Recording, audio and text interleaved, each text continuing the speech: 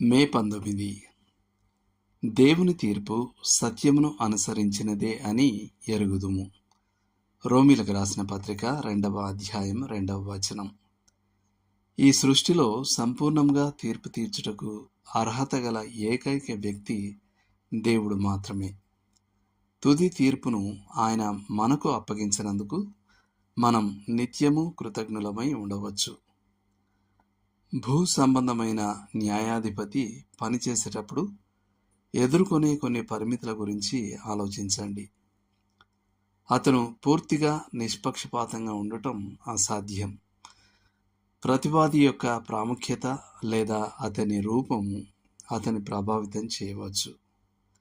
లంచాలు లేదా ఇతర సూక్ష్మమైన విషయాలచే అతను ప్రభావితం కావచ్చు.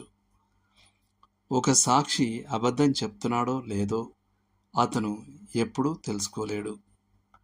లేదా అబద్ధం చెప్పకపోయినా సాక్షి సత్యాన్ని దాచిపెట్టవచ్చు.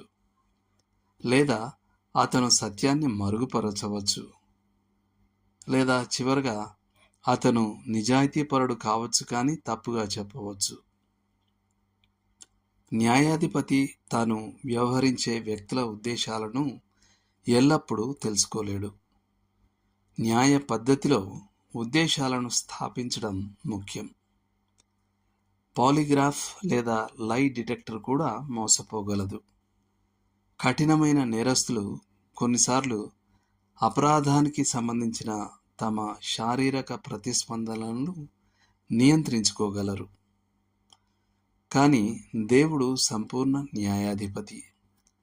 ఆయనకు అన్ని క్రియలు, ఆలోచనలు మరియు ఉద్దేశాలపై సంపూర్ణ జ్ఞానం ఉంది. ఆయన మనుషుల హృదయ రహస్యాలను తీర్పు తీర్చగలడు. ఆయన సత్యమంతటినీ ఎరుగును. ఆయన నుండి ఏదీ దాచిపెట్టబడదు. ఆయన పక్షపాతి కాడు. కానీ ప్రతి ఒక్కరిని నిష్పక్షపాతంగా చూస్తాడు. ప్రతి ఒక్కరికి అనుగ్రహించబడిన మానసిక సామర్థ్యం ఆయనకు తెలుసు. ఒక మందబుద్ధి గలవాడు తన చర్యలకు ఇతరుల వలె బాధ్యత వహించకపోవచ్చు. ఆయన తన ప్రజల యొక్క విభిన్న నైతిక బలాన్ని ఎరుగును.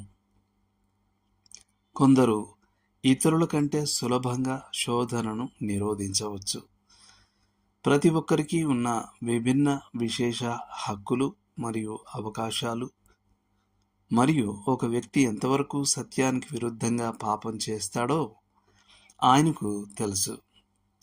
ఆయన విస్మరించిన పాపాలను, చేసిన పాపాలను, రహస్య పాపాలను, బహిరంగంగా చేసే పాపాలను ఎంతో సులభంగా గుర్తిస్తాడు. కాబట్టి సువార్తను వినని అన్యజనులకు అన్యాయం జరుగుతుందని మనం భయపడవలసిన అవసరం లేదు. లేదా జీవితంలో అన్యాయంగా బాధపడిన వారి పక్షంగా ప్రతీకారం తీర్చబడకుండా వదిలివేయబడతారని, లేదా ఈ జీవితంలో తప్పించుకున్న దుర్మార్గులైన నిరంకుశులు శిక్షించబడకుండా పోతారని అనుకోవద్దు. న్యాయస్థానంలోని అధిపతి సంపూర్ణ న్యాయాధిపతి, మరియు ఆయన తీర్పు సత్యమును బట్టి ఉండును. అందువల్ల అది సంపూర్ణంగా, పరిపూర్ణంగా ఉంటుంది. దేవుడు మిమ్మును దీవించునుగాక. ఆమెన్.